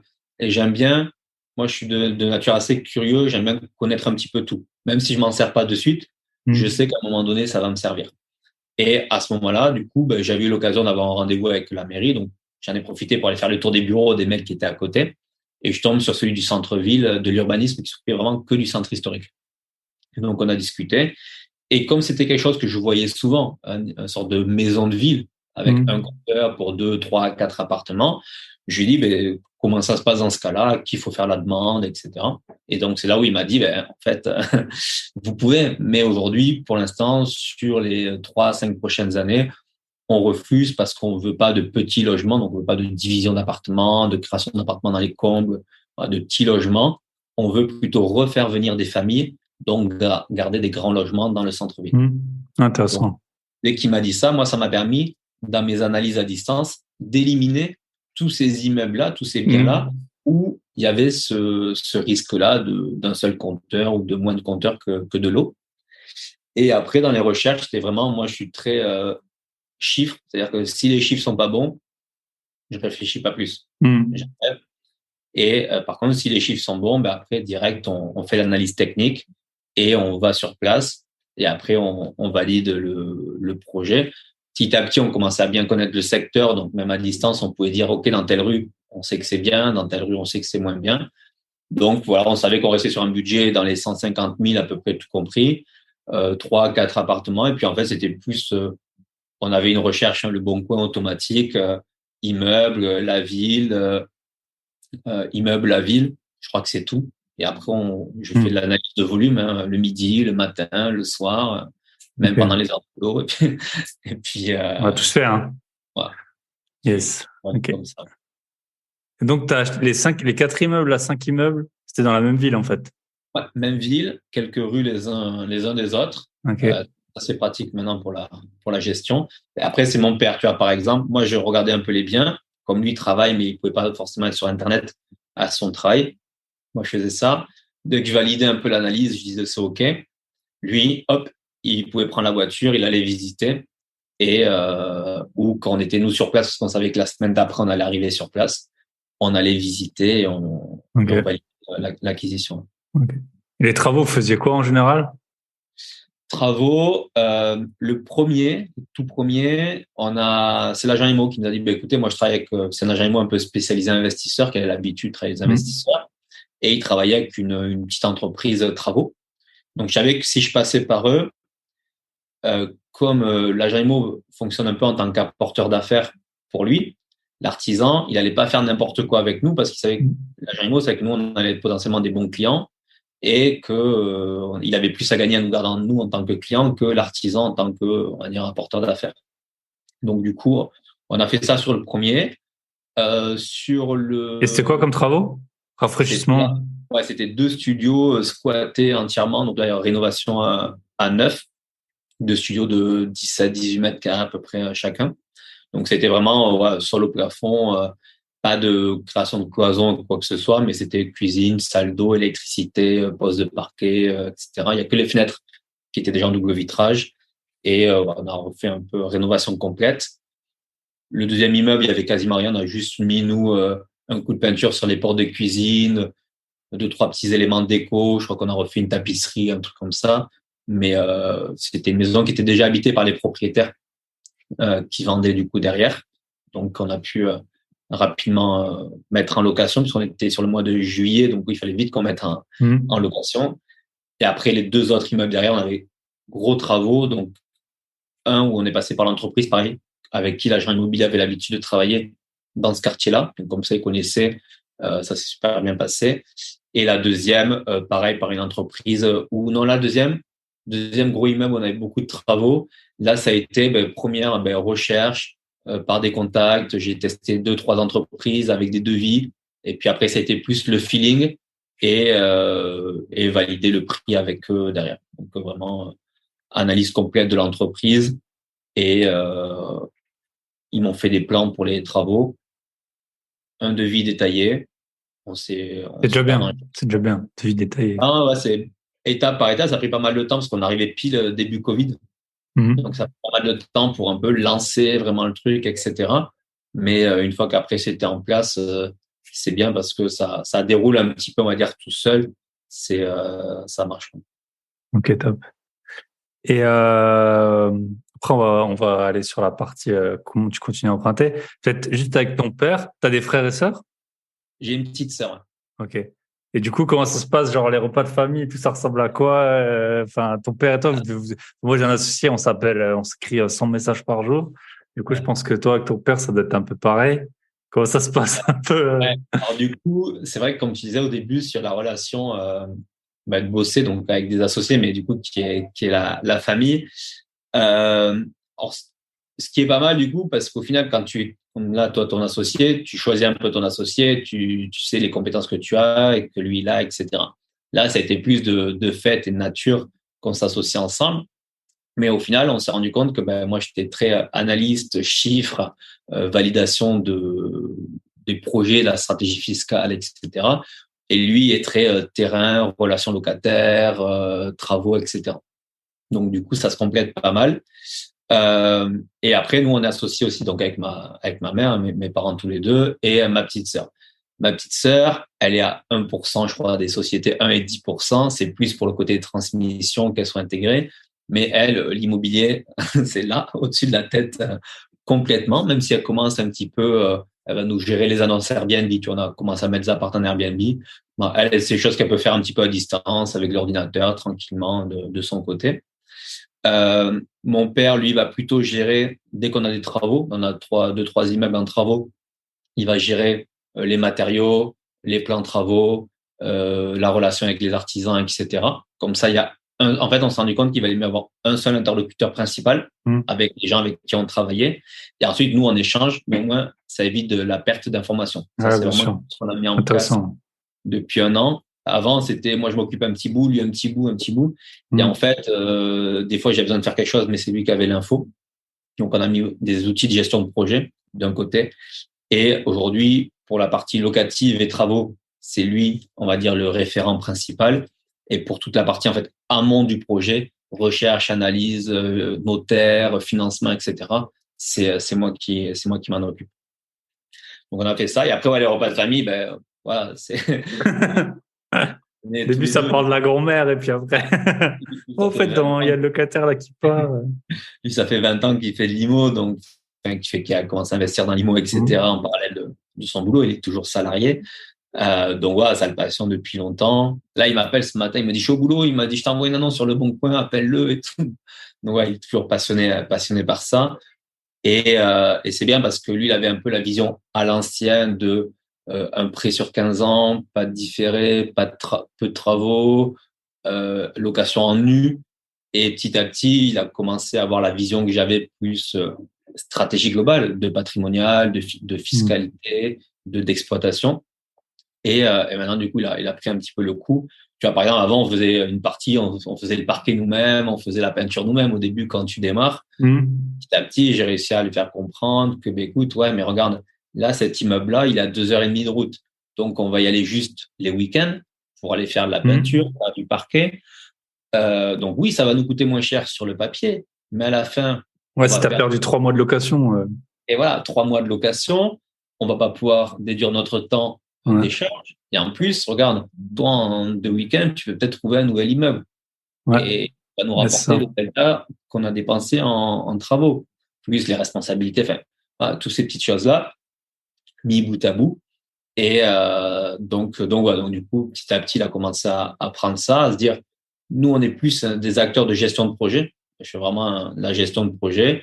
Je gère des artisans, je mets en place des suivis techniques et financiers, je gère des agents IMO, des chasseurs, entre guillemets, qui nous trouvent les biens. Et pareil pour la mise en location, on a des personnes sur place qui respectent nos process de mise en location et nous, on fait juste de la gestion de ces personnes-là. Ok. C'est des agences ou c'est des... Écoute, on a 2 biens qu'on a mis en agence, parce que c'est un immeuble où on voulait un petit peu tester ces agences. Ils voient qu'on a une trentaine de biens dans la même ville. Ils disent, au fait, ça vous intéresse de passer par nous? On dit, oui, on comprend. On dit, bah, écoutez, testez avec ces 2 biens-là. Et si ça se passe bien, pourquoi pas, au bout d'un moment, notre but, c'est vraiment d'avoir quelque chose 90% passif. Donc, bah, si on trouve une agence avec qui ça se passe bien, moi, je suis prêt à payer des frais d'agence là-dessus. Je crois qu'on a plus de charge mentale avec juste ces 2 biens qu'avec les 28 autres qu'on a dans la même ville. Parce que on se rend compte que on n'a pas l'info et qu'on la demande, on est obligé d'aller à chaque fois chercher l'info. Et juste ça nous prend du temps d'envoyer un mail, d'appeler, répondre pas, etc. Est-ce que le loyer a bien été payé ce mois-ci? Voilà. Plein de petites choses qui font que là, il y avait un petit dégât des eaux, juste pour la gestion. Et au final, c'est moi qui l'ai géré derrière. Alors que si c'est notre bien, ben ok, il y a un dégât des eaux, c'est pas grave, j'ai mon numéro d'assurance, je fais ça, je fais l'appel, j'ai mon artisan sur place, je contacte, il est autonome, il fait son truc, il m'envoie des photos, c'est terminé, j'envoie la facture, et ça y est, c'est anticipé, la femme de ménage passe derrière, hop, c'est remis en location, et c'est terminé. Et au final, donc non, on le gère nous-mêmes. On a par contre formé des personnes sur place qui font l'opérationnel, qui nous permettent de faire des visites, notamment parce que c'est le gros point où on peut pas faire à distance, font des visites et nous à distance, on peut mettre l'annonce, gérer les dossiers, sélectionner les locataires et juste c'est sur place où on a une personne qui fait les visites, les états des lieux d'entrée et de sortie. Ok. Et elle a quel profil? Elle a une société? C'est un Entreprise, auto-entrepreneur? c'est quelqu'un qui est salarié d'un côté et qui a une auto-entreprise derrière qui fait pas mal de petits boulots à droite à gauche. Ok. Du coup, elle est quelqu'un beaucoup de bons relationnels, assez de terrain. Et donc, on lui avait proposé une fois pour les 2, 3 premiers apparts. Et puis, ça s'est bien passé. Donc, on dit, bah, écoute, si ça te dit, on a d'autres apparts. Alors, peut-être que des fois, pendant 3 ans, il y aura rien. Peut-être que là, hop, va y avoir une sortie ou 3 sorties en même temps de locataires. Top. Ouais, c'est intéressant parce que on a tous ce même. Moi, avec mon associé, on est dans 3 pays sur 2 continents. On n'a jamais trouvé une agence. Alors moi, j'ai un gestionnaire dans la ville où on a le plus de biens. Alors lui, par contre, il m'a déjà aidé à me trouver des artisans et tout. Donc là, je pense que c'est rentable ça. Mais trouver les louer, parce que lui, du coup, il délègue. Enfin, c'est pas une agence. Lui, il fait que la gestion. Et après, dans tous les autres endroits, mais on n'a jamais trouvé d'agence qui tienne. Bah, pour te dire, mon associé, maintenant, il est au Canada. Il avait un appartement qui s'est libéré à Strasbourg.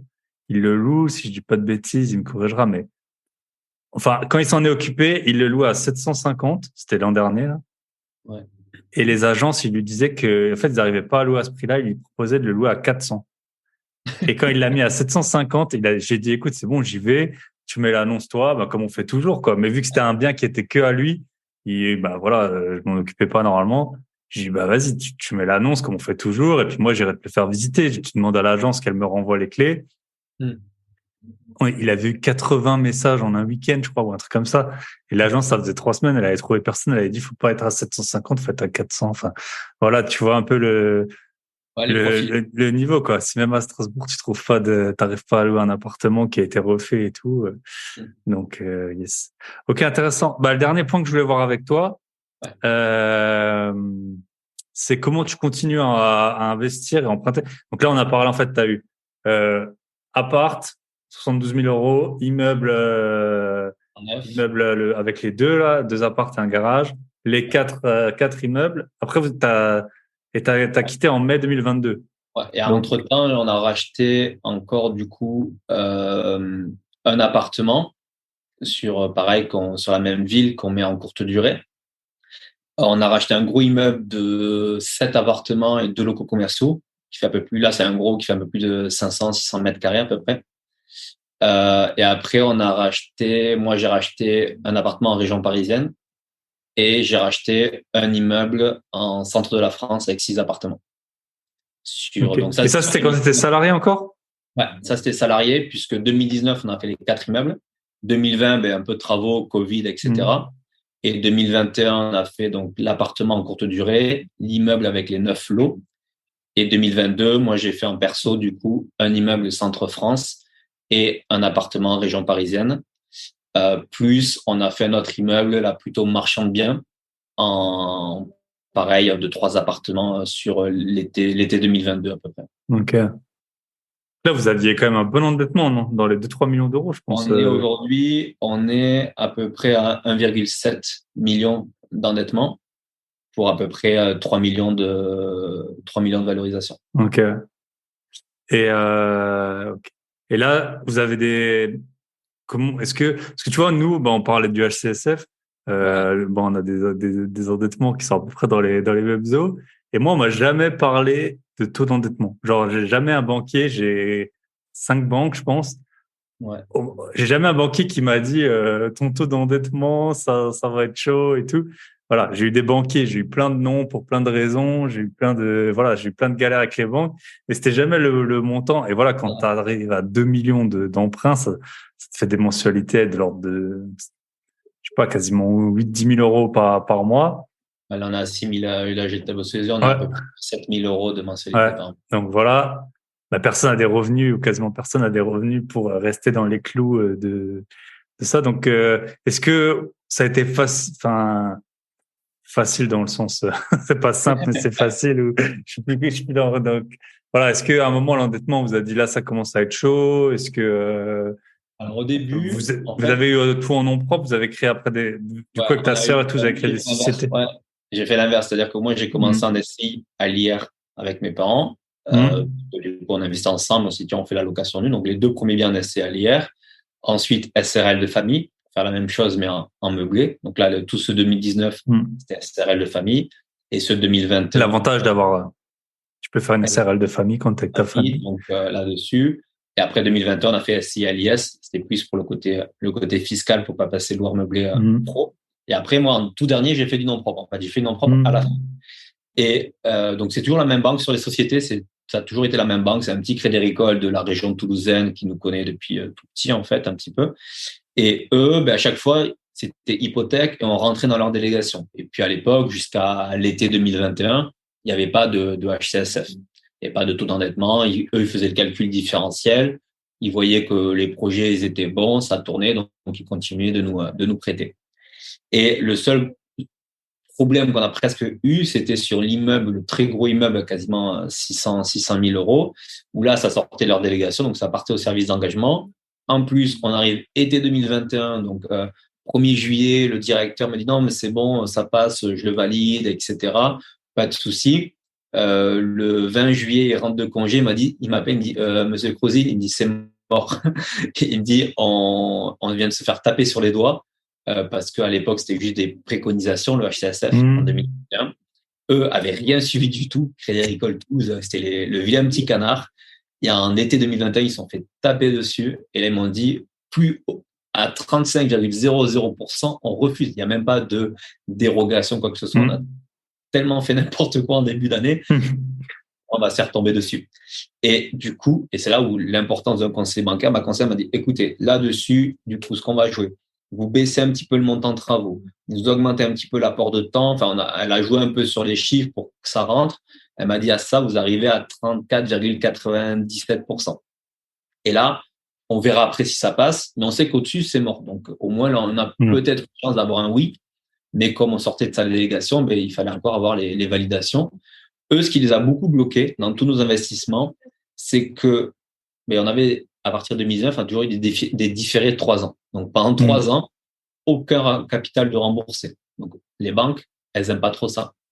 Plus, mais comme on a enchaîné rapidement, quand on a acheté même en 2021, on avait des biens qui n'étaient pas encore loués, et qui étaient Mhm. encore en cours de travaux. Et ça, ils n'aiment pas trop. Ils aiment bien que tu fais ton projet, tu mets tout en location. Tu fais les travaux, tu mets tout en location. Et après, tu peux aller enchaîner sur notre projet. Ça les sécurise un petit peu là-dessus. Bon. Je pense qu'ils ont vu les profils, ils ont vu qu'il y en avait quand même qui tournaient, c'était la même ville, on commençait à être un peu expert là-dessus. Et moi, j'ai toujours joué avec les banques en disant, regardez, même si ça se loue pas, à la revente, on est plus cher que ce que ça va me coûter en termes d'achat et de travaux. Donc, au pire, vous êtes rassuré sur la valeur du bien, la valeur finale du bien. Comment en plus ils prennent des hypothèques, ben, c'était top. Donc, du coup, c'est passé en commission, ça a été validé, mais ça a été vraiment en mode, pour moi, je me suis dit, si celui-là, il passe, c'était mon déclic pour pouvoir quitter mon salariat, parce que celui-là, il nous fait juste, je crois, à peu près 6 000 nets de cachot par mois. Ok. Ah, sinon. Donc, en location classique, hein, pas de courte durée. Enfin, on va le prévoir, mais c'était sans compter la courte durée. Et donc, c'est un peu le déclic en me disant, bon, voilà, il va pouvoir nous permettre, moi, de lever le pied, de quitter le salariat. Et dès que ça a été validé, on atteignait 35%. Donc, je me suis dit, à ce moment-là, c'est mort, ils vont plus nous prêter. Et en nom propre, moi, je n'étais pas propriétaire de ma résidence principale, j'étais locataire, etc. Je me suis dit, bah, avant de quitter le salariat, autant utiliser ma capacité perso pour aller investir. Là, par contre, j'avais pas eu tout le temps de m'occuper des montages de dossiers bancaires. Donc, j'avais un courtier, je lui ai dit, écoute, j'ai ce projet-là à acheter, tu débrouilles et tu montes le dossier, etc. Et en fait, on s'est rendu compte, on a fait donc un projet donc sur la région parisienne et un projet d'un immeuble en centre-France, en perso. Et les deux banques qu'on est allé démarcher, il y avait 3-4 mois d'intervalle à peu près entre les projets, elles ont pas du tout considéré les sociétés dans mon endettement. Alors qu'on a tout été donné, ils avaient tous les docs, moi je fais un petit fichier Excel résumé de tout mon patrimoine. Et la banque, elle a dit, bon, ben, c'est la société, ça tombe tout seul, on la met de côté, et toi, en nom propre, Ça m'est arrivé aussi plusieurs fois. Donc, ouais, dans plusieurs banques. Donc, effectivement, voilà. Quiconque a fait 4 heures de droit dans sa vie, c'est ce que c'est une société civile et un caution perso. Voilà. C'est que c'est exactement la même chose. Mais, caution perso à 100%, alors ouais. que, Ouais, alors que tu n'as que la moitié des des loyers. parts, quoi, ou des loyers. Ouais. Donc, voilà. Donc, du coup, on n'a pas eu de blocage jusqu'à ce moment-là. Mais par contre, je savais que là, même en perso, en société, on atteignait un peu le max. Notre banque principale nous a dit, là où ça a le bloqué, c'est trop d'encours, puisqu'on atteignait quasiment, je crois, 1,3 million, 1,4 million d'encours chez elle. Donc, elle a dit, bah, juste sur vos têtes, pour une petite agence régionale, c'est compliqué. Et ils ont dit, bon, on va laisser passer un petit peu, revenez nous voir plus tard.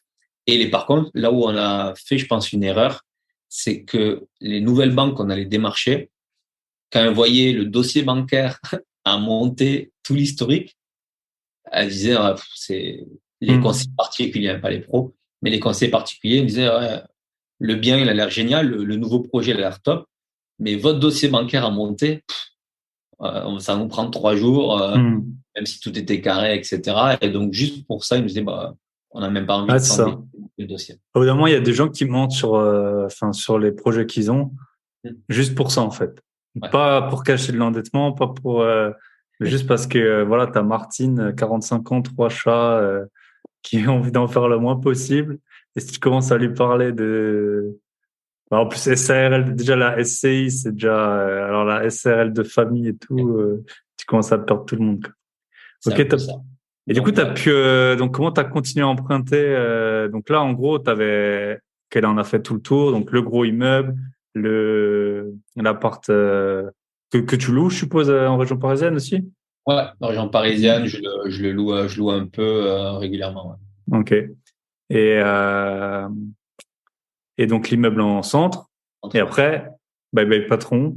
Et après, je me suis dit, on avait un autre projet d'immeuble, un petit immeuble en locatif. Là, le Crédit Agricole nous dit, ah, c'est mort, il y a trop d'encours chez vous. En parallèle, j'étais pile poil sur mon bye bye patron, je me casse. Et donc, du coup, on a dit, bon, ben, on va se lancer en marchand. Et sur mon départ, ce qui était assez drôle, c'est que mon départ, ma boîte savait déjà depuis 6-8 mois que j'allais partir. Puisque, en fait, dans la société dans laquelle je travaillais, je crois que j'ai aidé un peu tous mes collègues à acheter de l'immobilier. On avait une équipe, on était 7-8 de jeunes entre 28 et 35 ans à peu près. Et que ça soit pour leur résidence principale, parce que moi, je considère aujourd'hui que pour des personnes, tu vois, qui habitent en région parisienne, qui sont salariés, qui se plaisent dans ce qu'ils font, etc. Moi, je leur disais, mais écoute, tu vas pas passer 10 ans à payer un loyer à quelqu'un d'autre, même si tu n'as pas une envie d'investir dans l'immobilier parce que voilà, tu es plutôt un profil un peu tranquille, un peu plus patrimonial. Achète au moins quelque chose pour toi. Achète-le bien, par contre, mais achète au moins quelque chose pour toi. Et tu verras, dans 4-5 ans, tu te remercieras. Et donc, ben, beaucoup se sont dit, OK, ben, vas-y, je vais acheter. Donc, je les ai accompagnés un peu dans ces petites acquisitions-là. Donc, ils savaient très bien ce que moi, je faisais en parallèle. Et ils me voyaient, toi, tous les jours. Et je leur avais dit, bah, écoutez, je vais quitter le boulot parce que j'ai fait l'immobilier, j'ai d'autres projets entrepreneuriaux derrière, etc. Par contre, c'est juste sur le timing. Là, je suis en train de faire 3 achats. Dès que j'ai la validation des 3 financements et que c'est bon, je vous dis au revoir. Je vous préviendrai peut-être 2 mois avant à peu près, mais juste prévoyez-le dans votre planning. Je m'en vais. Et puis après, ça tombait bien parce que j'étais sur un projet de construction d'usine en Russie. Donc, l'un dans l'autre, hein, Voilà. début 2022, projet à lâcher. Et donc, en mai 2022, ouais, j'ai quitté le boulot, bye bye patron, et je me suis mis du coup à mon compte. Bye bye Paris aussi. Bye PBP, bye, bye bye ouais, Paris. bye bye Paris. Alors, au final, en fait, moi, c'était vraiment l'immobilier, c'était vraiment un gage de liberté. C'était vraiment, j'adore voyager, j'adore bouger. Je suis quelqu'un que tu peux pas mettre pendant 2 mois au même endroit. Je peux pas. Donc, du coup, ça me permet de bouger, région parisienne, Toulouse, l'étranger, etc. Et ça a été aussi un peu mon vecteur d'investissement et aujourd'hui de gestion, me dire, on a une quarantaine de lots, on gère tout en direct quasiment. J'ai pas envie d'être 6 heures par jour sur mon immobilier, que ce soit à gérer des chantiers, aller chez Leroy Merlin, à gérer des locataires, parce que si j'ai quitté mon salariat, c'était pas C'est pas pour un nouveau boulot. Et ça, on le voit pour m'en beaucoup sur faire. Instagram, hein. Des Et gens qui font des malheureusement, c'est chantiers ça. eux-mêmes et tout. T'as l'impression que C'est- c'est sans fin leur truc. Franchement, c'est pour. alors, tant mieux, certains, c'est une passion, Il y en a, c'est une passion, mais il y en a, tu vois, ils galèrent quand même, hein. Franchement, c'est un mais peu. d'un autre côté, je me dis, en fait, quitte à gagner, je gagnais à peu près 4 000 € net par mois, quitte à avoir le même niveau de revenu, je reste salarié, hein. Je reste salarié, je suis tranquille à mon taf. 4 000 €, je sais que tous les mois ils tombent, j'ai pas besoin de dépenser trop d'énergie là-dessus. Je me mets moi-même dans un placard et je fais mes petites activités à côté si j'ai envie et c'est tout. Donc, c'est vrai que se dire, ouais, je quitte pour avoir peut-être 3 4 000 à côté, mais y passer autant de temps et comme tu dis, en plus sur des chantiers à Leroy Merlin, à bouger avec le stress Ouais, de c'est pas moins tomber. intéressant, même intellectuellement, que ce que tu Ouais, faisais. c'est ça. Donc voilà, donc, du coup, j'ai quitté et permis de bouger pas mal. Et là, je me suis dit, OK, c'est cool, je suis plus finançable. Je suis plus finançable. Déjà qu'avec l'endettement, c'était limite. Là, Là, j'ai t'as plus, toujours l'endettement, mais t'as plus de revenus, quoi. Donc, j'ai plus de revenus. Donc, je peux leur dire, écoute, alors même avec mes loyers, aujourd'hui, j'ai fait le calcul, je crois que je suis à 38-40% d'endettement avec, en comptant les loyers et les charges. Mais du coup, bon, pour des nouveaux projets, il n'y a pas trop de revenus fixes pour la banque. Donc, j'ai mis ça à côté. Mais par contre, comme régulièrement, on m'envoyait des projets intéressants, je me suis dit, pourquoi pas du marchand bien? On a la trésor de côté, on a des opportunités qui grâce arrivent. aux différés, notamment, quoi. Voilà. Grâce au différé, grâce à la gestion, moi aussi, l'argent que j'avais mis d'expatriation à côté, qui était toujours en train de dormir. Donc, on s'est dit, bon, pourquoi pas, marchand de biens, on connaît notre secteur, on a des agents immobiliers qui nous envoient les biens, on a des entreprises travaux. Bon, et si on a des opportunités, pourquoi pas? Donc, on a acheté 2 projets en marchand de biens, un petit immeuble qu'on a rénové, une maison où on a juste mis un coup de peinture et qui est en cours de revente, mais vraiment par opportunité là-dessus. Et je m'étais dit, bon, à côté, moi, je développais plutôt, ma priorité aujourd'hui, c'est développer le côté business, coaching, accompagnement que j'ai dans l'IMO. Et si j'ai des biens qui arrivent, je regarderai. Et au final, un jour, j'ai une personne que j'ai rencontrée sur des événements IMO, qui est devenu aujourd'hui un ami, et qui investit dans la même ville, et qui me dit, écoute, t'as vu cet appartement-là et tout? Je dis, écoute, Chris, je suis plus finançable. Toi, t'es salarié, mais t'as 43% de rendement, c'est mort. Il me dit, écoute, c'est un petit budget. Moi, je suis sûr que la banque qui m'a financé mon immeuble il y a un mois, dans la même ville, elle me suivrait pour un appartement. Je dis, écoute, on n'a rien à perdre, on tente, c'est un petit budget. En plus, on a cassé un peu le prix en faisant une achat sans condition suspensive de financement. Et on tente cet achat-là. On a eu les offres 3 semaines après le compromis. Ok. Le prêt était validé avant de signer le compromis, quasiment. Ouais, intéressant. Et donc, c'était il y a 3 mois, à peu près 2-3 mois, hein, mai 2023. Et là, ça m'a fait un déclic. En fait, j'ai eu ça. On m'a mis en relation avec un directeur de banque qui m'a dit non, mais moi, pas de souci, je peux vous financer d'abord en local. Donc, d'abord, là, moi, c'est un directeur de banque sur Toulouse. Donc, d'abord sur la région toulousaine. Et après, si ça marche bien, on pourra voir étendre hors secteur. Mais moi, pas de souci en SCI, hein, bien évidemment, là, sur du nom propre, ils sont soumis aux règles HCSF, obligations. Par contre, sur la SCI, ça dépend de la lecture des banques qu'elles Ouais, ont c'est à ça. la loi du HCSF. Certaines disent que HCSF, c'est du prêt particulier. Nous, on considère qu'une SCI, c'est pas du particulier, c'est du professionnel. Et donc, on est dans un flou, on va dire, on se permet de financer en faisant le calcul différentiel du taux d'endettement. Donc, si la SCI elle tourne bien, là, par exemple, ce qu'ils nous ont demandé en contrepartie, c'est de mettre 1 an d'équivalent loyer en compte courant, en fonds de roulement sur la société. Donc, on a des contreparties un peu plus dures qu'on avait avant, mais au final, c'est le jeu. Et c'est pour ça que c'est un peu étape par étape. Ah, Mais bien maintenant, sûr. on arrive à démarcher ces banques-là qui ne se protègent plus sur nos revenus fixes, mais Mais par sur le contre, bien, en fait. elles se protègent sur le bien et surtout sur le patrimoine. Aujourd'hui, en 3 ans, vraiment, 3-4 ans vraiment d'investissement pur, on a une grosse différence entre notre capital restant dû et notre valo, puisqu'on a investi dans des secteurs qui ont énormément pris de valeur, on a aussi très bien acheté. Et donc, je leur dis aujourd'hui, je crois qu'aujourd'hui, juste déjà 25% de nos loyers couvrent les mensualités sur les biens qu'on a aujourd'hui. Plus, je lui dis, n'importe quel bien, vous le prenez, vous le vendez demain, vous récupérez votre capital plus la marge derrière. Et donc, c'est ça, je pense, qui, à un moment donné, commence à les Mais c'est pas les rassurer. mêmes banques, non? C'est pas la même banque.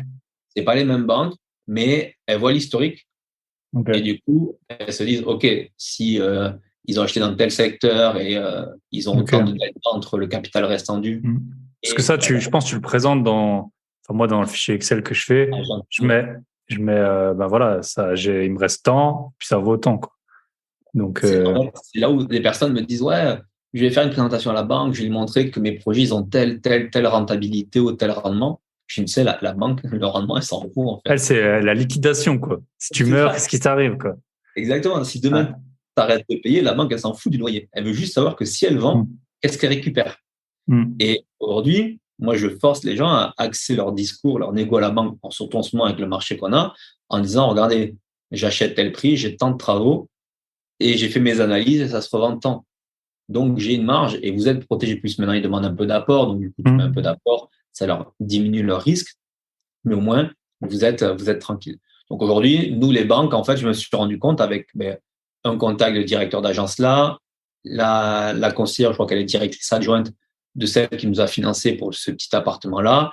J'ai eu d'autres contacts aussi qui m'ont dit, ouais, mais il y a, comme tu le dis, en fonction des banques, mais sous le format SCI à l'IS, ils vont considérer que tu es sous le format un peu pro Mm. et vont s'appuyer sur ton patrimoine actuel. Ils vont se rassurer là-dessus. Tu auras des contreparties un peu plus difficiles, mais entre guillemets, tu peux continuer d'investir. Ok, Donc, intéressant. c'est pour ça qu'aujourd'hui, du coup, depuis un mois, je dis, cool, on va se relancer sur les achats et je suis sur 4 acquisitions. 4 acquisitions Alors, du coup, allez hop, en c'est bon, cours, on a rouvert je c'est comme le dirais, ketchup, là, il disait ouais, c'est ça, Ronaldo, là, c'est comme, ok, ok, top. Et tu exactement. penses que tes revenus, donc maintenant, tu t'as dit, tu accompagnes des Ouais. investisseurs et tout, tu penses que ces revenus, ils ont un quelconque, forcément, c'est mieux que de pas en avoir, mais est-ce que tu penses que c'est ces revenus qui aident aussi ou pas forcément? C'est plutôt le patrimoine. Les revenus locatifs, tu parles? Non, tes revenus pro que tu as par rapport à tes élèves Les que tu revenus accompagnes. pro, moi j'ai démarré l'activité pro coaching en mai 2022, donc aujourd'hui on est juillet 2023. Donc j'ai déjà même pas un bilan, puisqu'en plus j'ai fait un premier bilan à plus de 12 mois. Donc sur la société, j'ai même pas encore de bilan, même si on peut faire un arrêté pour montrer un petit peu ce qui s'est fait sur les 8 mois les 7 mois de 2022. Et en fait, aujourd'hui, je pense pas parce que là, les banques, tu vois, par exemple, je leur ai même pas forcément présenté. Ouais, C'est bien sûr. l'argent pour moi qui reste dans la société et qui sert surtout à être réinvesti dans le développement de cette société-là. Mais je sais que là, je vais arriver à fin 2023, ça va aider parce que j'aurai un premier arrêté sur un peu moins d'un Mhm. an, une vraie année de bilan avec une croissance et une projection sur 2024. Donc ça, je pense que ça va aider à aller chercher des financements dans des banques qui sont un peu plus sécuritaires, qui aiment bien un peu plus se sécuriser, en montrant que l'activité, on va dire, principale entrepreneuriale commence à bien tourner aussi. Et comme tu dis, peut être, comment ça s'appelle, peut être un effet supplémentaire pour rassurer la banque. Mhm. Ok, top. Bah, écoute, je pense qu'on a fait un bon tour, Ouais. sachant qu'on a un deuxième podcast, donc vous pouvez nous rejoindre sur le podcast La boîte à outils des investisseurs où on va discuter de comment tu visites, enfin comment tu ne visites pas justement, comment tu t'achètes la plupart des biens sans visiter, comment tu analyses tes outils et voilà la gestion à distance. Aussi, moi j'ai pas mal de biens à plusieurs centaines de kilomètres, on connaît. Voilà, on a déjà parlé aussi avec la personne que tu as pour les visites.